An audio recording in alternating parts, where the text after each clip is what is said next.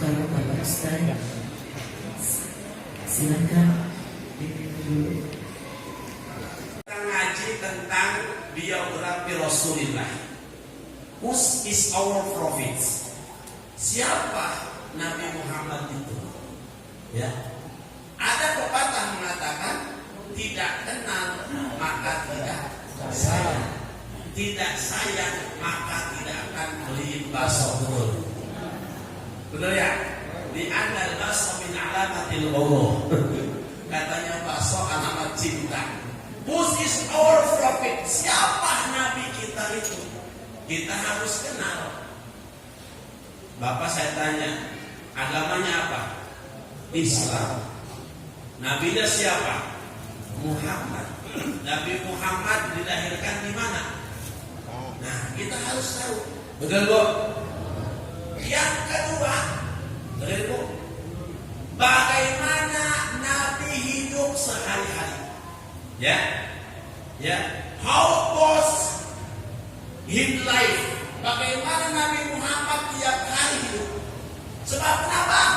Tadi saya ungkapkan, laqad kana lakum fi Rasulillahi uswatun hasanah. Pinter-pinter ibu ya, bisa lanjutin Quran. Masya Allah. Apa uswatun? Teladan. Suri tauladan, contoh. Maka kalau kita ingin selamat, contoh siapa? Rasul. Mari kita bahas. Yang terakhir, mal munasabah baina hayatihi wa baina hayatina. Apa relevansi kehidupan Kanjeng Nabi dengan relevansi kehidupan kita? Maka ada orang yang mengatakan maulid itu bid'ah. Tidak ada zaman Nabi maulid.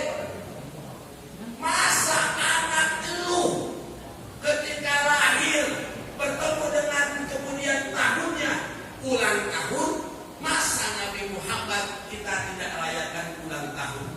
Kenapa kita harus maulid? Reaktualisasi nilai kehidupan nanti, nilai kehidupan Nabi untuk kita aplikasikan, untuk kita amalkan dalam kita ibadah sehari. Bo, kalau ingin selamat, kira-kira nyontoh Nabi apa artis? Telinga kita lebih akrab dengar nama Nabi Muhammad apa dengar nama Rafli Ahmad? Wah, saya tanya, istri Rafli Ahmad siapa? Apa tuh? Apa? Saya tanya, kakek Nabi Muhammad yang keempat siapa?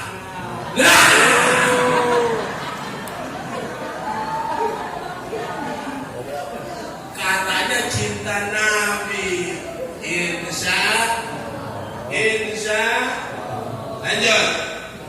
Lanjut.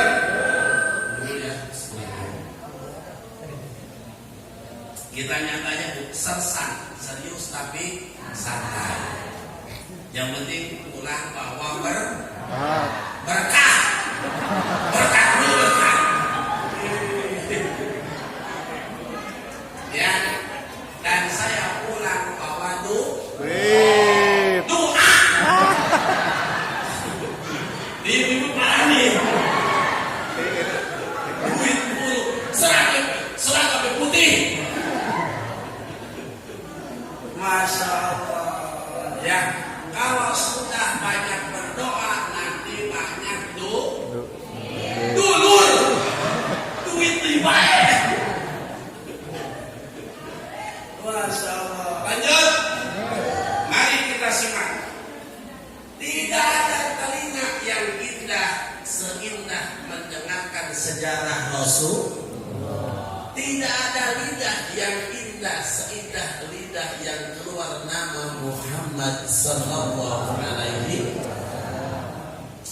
Sebab dalam kitab Ka'annaka tukhlaqu kaifa tasha, Muhammad itu seperti diciptakannya dia yang milih sendiri. Ya,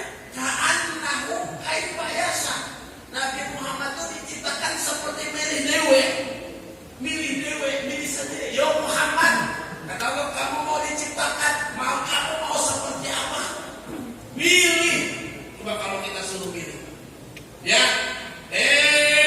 Mila, ada Mila nggak? Ada nggak ya? Kalau ada nama dan tokoh yang sama, maaf ini di belakang. Dicontoh. Mila, kata Allah, kamu mau diciptakan, silahkan milih. Maka milih pasti yang terbaik. Kita milih kagak? Kagak. Berojol ke alam dunia, ada yang hidungnya pesek, betul. Ngaco yang pesek. Mancung ke dalam ya. Ada yang matanya belum. Ada yang kupingnya rabing. Ada yang jidatnya kayak lapangan helikopter. Ada yang kepalanya jendol ke belakang kayak kepala salon. Itulah variatif karena kita tidak pesan kepada. Tapi Nabi Muhammad, Masya Allah, Nabi Yusuf ganteng, tapi Nabi Muhammad lebih ganteng daripada Nabi Yusuf. Masya Allah. Ada yang pernah mimpi sama Nabi? Pengen mimpi sama Nabi? Pengen nggak? Pengen nggak? Kalau pengen, banyakin baca sholawat. Mau tidur, ambil air, baca Quran, baca sholawat 1000 kali. Siap? Insya Allah. Mau siap? Masya Allah. Itulah Nabi Muhammad. Ya. Sejarah beliau, dengerin dulu. Sebab ini pemimpin dunia. Bahkan seorang profesor dari Barat, Michael Hutz, mengatakan tokoh yang pertama berpengaruh di dunia adalah Nabi Muhammad Sallallahu Alaihi. Padahal Michael Hutz ini adalah orang Kristen. Maka orang Kristen protes, kenapa Michael Hutz menempatkan Muhammad ranking pertama, bukan Yesus Kristus, Musa al-Masih, Isa al-Masih. Tapi kenapa Muhammad? Lihat Nabi Muhammad dakwah dari Jazirah Arabia sampai dakwah ke apa itu namanya? Kota Bumi. Islam dari Jazirah Arab sampai Jazirah Kota Bumi. Alhamdulillah. Apakah kita pernah melihat Nabi Muhammad? Betul? Tapi cinta kita melebihi cinta kepada siapapun, betul? Betul? Saya tanya, lebih cinta Nabi apa lebih cinta suami? Bingung kan? Pak, lebih cinta Nabi, lebih cinta istri? Ayo. Ada soalnya. Ininya ada. Ya. Lebih cinta Nabi, istrinya di depan. Lebih cinta siapa? Ya tentu lebih cinta Rasulullah Sallallahu Alaihi Wasallam. Dengan cinta Rasul, maka kita cinta istri, cinta anak, cinta suami, dan cinta semua makhluk yang Allah ciptakan. Insya. Pertama adalah kelahiran kanjeng Nabi. Bapak dan Ibu, Nabi Muhammad dilahirkan ini 2 bulan dalam kandungan bapaknya meninggal dunia. Masya. Maka Siti Aminah ibunya kanjeng Nabi, begitu Nabi Muhammad dalam kandungan hamil, malam pertama Nabi Muhammad didatangin oleh Nabi Adam ibunya. Terus malam-malam berikutnya didatangkan oleh para nabi. Tuh, ibu kecil. Kalau nanti anak ibu mau jadi ulama, mau jadi kiai, begitu dalam kandungan sudah kerasa yang datang ulama. Ini Pak yang datang kuntil anak, kuntil bohong. Ya, Masya Allah. Makanya kalau lagi hamil banyakin baca ini hamil banyakin nonton lihat handphone, main Facebook, nonton YouTube. Brol anaknya lahir, maka pinter main hand. Oh ya, ada yang hamil? Ada nggak ada? Atau mau hamil lagi? Enggak, yang malah usaha. Mudah-mudahan anak kita akhlaknya seperti akhlak Rasulullah. Amin. Ceritakan Nabi, biar kita kok pulang bawa ilmu tentang Rasulullah. Kan banyak ya penceramah yang juga joget, bernyanyi dan sebagainya, itu masing-masing saja. Ya, begitu pulang tidak bawa ilmu apa-apa. Saya ingin mengajarkan kita selalu ingat Rasul. Yang pertama, Nabi Muhammad waktu dalam kandungan berapa bulan bapaknya meninggal dunia? 2 bulan. Kemudian dilahirkan, bapaknya sudah meninggal dunia. Lahir dalam keadaan yatim. Masya Allah. Kemudian 6 tahun setelah dilahirkan, ibunya meninggal dunia. Diasuh oleh siapa? Oleh kakeknya Abdul Muthalib. Kakeknya meninggal dunia, diasuh oleh pamannya Abu Thalib. Itulah gonjang-ganjing. Saya tanya, kenapa Allah tidak mengutus Nabi dari orang yang beradab, orang kaya? Disinilah Pak, mental pemimpin harus terbentuk ketika dia masih di saat dunia. Betul? Kita butuh pemimpin, bukan pemimpin yang rakus dunia. Butuh pemimpin bukan pemimpin pantipun, tapi pemimpin yang istiqomah dalam kebenaran seperti Rasulullah Sallallahu Alaihi Wasallam. Masya Allah. Yatim piatu. Nabi Muhammad mengembala kambing. Ya, kemudian ikut dagang dengan pamannya namanya Abu.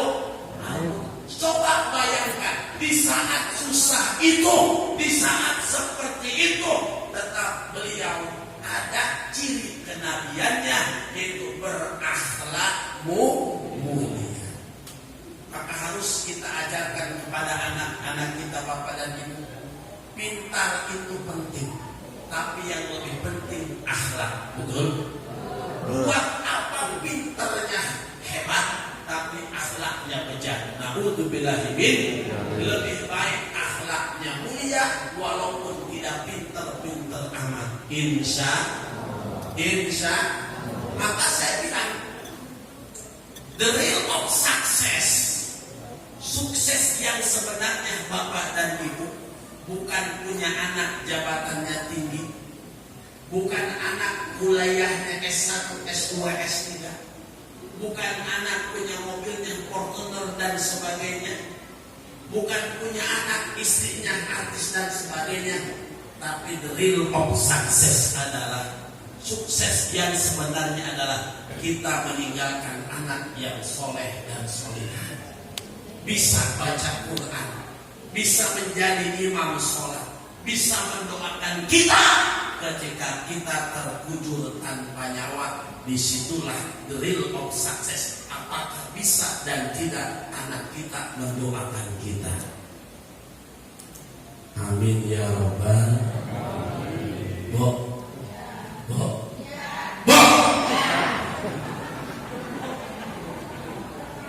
Gajinya dia baik. Mudahan lah. Mudahan. Terus.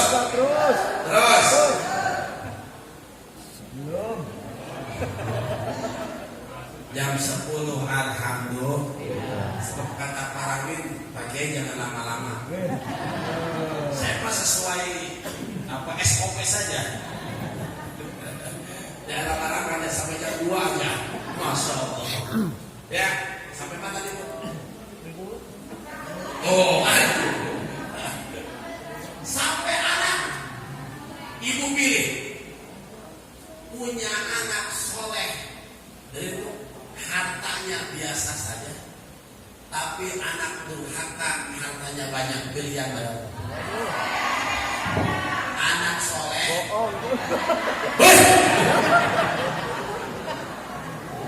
Begini, kalau ngaji sama ibu itu nggak bener nih. Ya betul. Coba bapak-bapak nih. Aduh, ibu-ibu udah kacau. Saya tanya, pilih punya anak soleh banyak duit, anak durhaka miskin, pilih mana? Soleh Reflek. Tuh.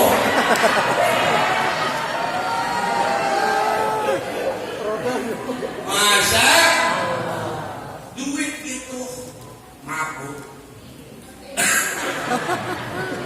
Dasar bener nih. Ya, sebab kata orang mapi pulus mampus. Mau cukup pulus bulus. Bener. Bener. Kita maulid pakai apa? Pakai apa? Bangun masjid pakai? Saya datang ke sini. Jangan keras-keras. Saya mah niat ngaji, alhamdulillah. Itu mah diamplopin kagak diamplopin tenang. Sebab selama saya suka ceramah, istri saya kagak pernah nanyain amplop. Siali boleh. Masa saya terus terang Bapak dan Ibu, ini ngobrol saja kita ya, temanya ngobrol saja. Saya itu sudah membatasi ceramah. Sebab saya punya santri paling keluar malam Minggu, malam Jumat. Itu kalau ngajar ngaji saya libur dengan santri. Saya kebanyakan ngajar alif-alifan, alhamdulillah. Sebab yang ceramah sudah banyak. Ya, kalau semuanya kita ini ibarat main bola. Kalau semuanya kita penyerang, lalu siapa yang mau jadi kiper? Betul. Betul. Semuanya nyerang, siapa yang jadi kiper? Atau semuanya kiper, siapa yang menyerang? Betul. Kita bagi-bagi tugas. Ya, the rule of game, ada aturan mainnya. Saya menjaga anak-anak umat Islam biar bisa baca Al-Quran. Biar teman-teman penceramah untuk ngajarin bapak-bapak dan umat tentang hukum Islam. Betul? Betul? Sebab baca Quran adalah wajib. Kenapa wajib? Di saat kita sholat maka harus baca Fatihah. La sholata liman lam yaqra bi Fatihatil kitab. Tidak sah sholatnya kalau orang baca Fatihahnya tidak fasih. Nah maka di sini Bapak dan Ibu ya panggil Ustaz, ajarkan anak-anak kita baca Quran. Lebih hebat lagi pesantrenin anaknya, pondokin anaknya di daerah Tangerang banyak, ke Jawa kemana silahkan. Daripada lebih baik kita menangis di saat anak kita kecil ditinggalkan di pesantren ketimbang kita menangis melihat anak kita kecanduan narkoba. Betul, betul. Lebih baik kita menangis kita dititipkan anak kita di pesantren daripada kita menangis anak kita jadi korban geng motor. Sekarang Bapak dan Ibu, zamannya modernisasi, zamannya teknologi, zamannya Masya Allah ya. Saya kenal anak saya 3 mondok semua, 5 tinggal 2 di rumah. Yang umur 5 tahun sama umur 3 tahun. Yang kelas 2 SMA mondok di Karawang dari umur SD. Yang di Lirboyo kelas 1 SMP mondok. Kelas 3 SMP mondok di Karawang. Kenapa? Ada orang kami punya pondok. Kami punya pesantren, anak kami mondok. Oh, di rumah itu yang tidak bisa kita tangkap, tidak bisa kita cegah, itu handphone. Betul. Masya Allah, itu anak harus sudah main handphone dari pagi sampai pagi tua. Masa apakah kita mau anak kita jadi korban handphone? Betul kok? Mau nggak? Gimana kalau handphonenya jual untuk pembangunan masjid? Setuju? Setuju Pak? Yang setuju maju. Saya doain anaknya jadi kiai. Yang setuju parahin.